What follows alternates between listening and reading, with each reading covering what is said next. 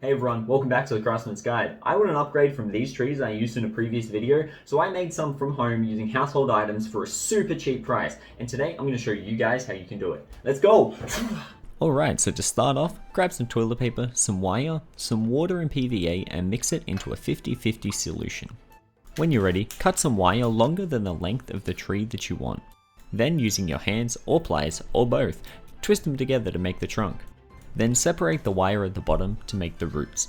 Twist them together to give them a bit of strength and thickness.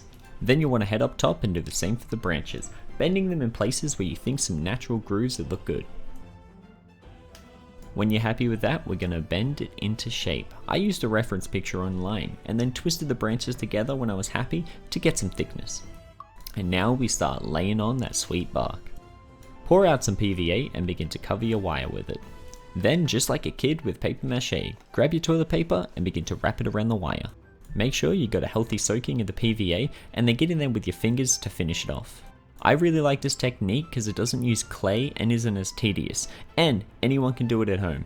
But I do recommend starting from the top and working down. When it's all finished, lay it out to dry. It will take about a day or so. But once it's finished drying, grab the Modge Podge, add in some brown paint and lay it down. This will seal in the tissue paper and make it a lot more solid. We're going to start by laying down a dark brown base coat. It's a good idea to use a wet brush for this because it'll help seep into the grooves and hard to get places. So it's usually about this point during a build which I look at an item that I'm working on and I wonder how it's going to turn out. But these I'm really excited about. I'm really happy with how the trees have come out so far. The twisted sort of look from the tissue paper, the texture, and it has absurd amounts of texture on it. When I dry brush this, it's going to look amazing. I can't wait. Let's get painting. Wah! You'll want tan and brown, mix them together to make a light brown, and then dry brush over all of the surfaces with this. I use just tan at the ends to simulate a sort of snapped off wood in a bit. Once that's done, grab the tan and just hit those top highlights. I like laying down a dry brush of green where I'm going to place moss in case I miss some areas. So focusing on corners and long pieces of branch, I lay down some green. And now my favorite part, the flocking.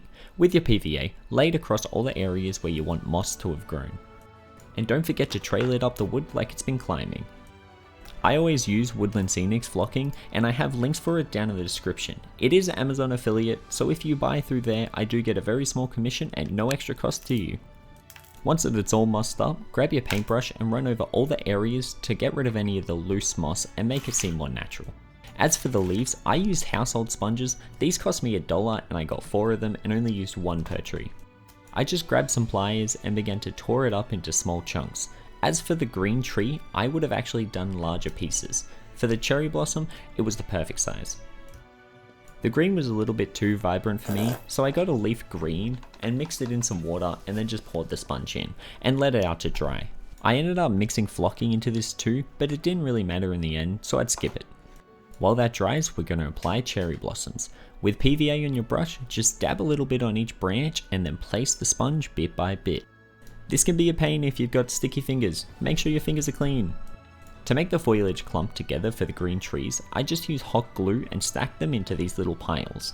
And then I got the hot glue, placed it on the tree, and then just stuck them on top. This actually bonded surprisingly well and made a really nice base for the flocking to go on. I filled in little gaps where I think it needed it with individual bits.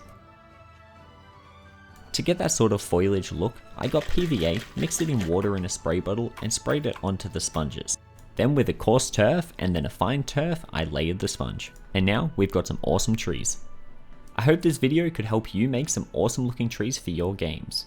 If it did, please consider liking, subscribing and leaving a comment down below letting me know what you want to see next. And as always, I'll see you on the next adventure.